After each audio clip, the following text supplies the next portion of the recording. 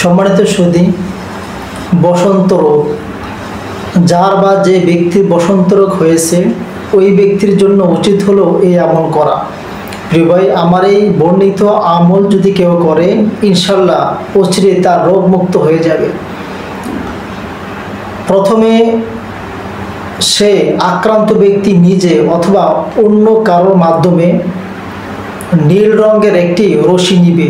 রশিটা যেন একটু বড় হয়। এরপরে রশিটা হাতে নিয়ে সূরা আর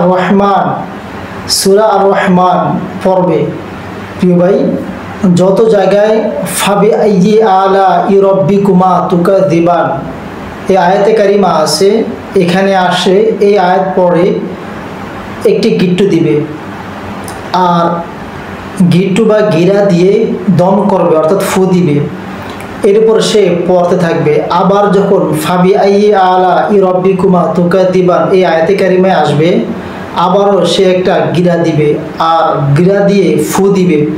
এইরকমভাবে সম্পূর্ণ সূরা রহমান পড়বে আর গিরা দিবে।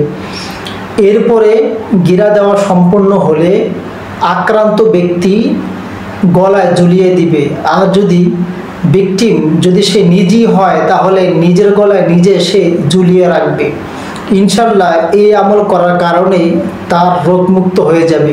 প্রিয় ভাই, যেখানে বসন্তের মহামারী সরাসরি হয় ওই এলাকায় যদি সুস্থ ব্যক্তি এই আমলটা করে, এইরকম আমল করে, ইনশাল্লাহ ওই ব্যক্তির বসন্ত রোগ হবে না।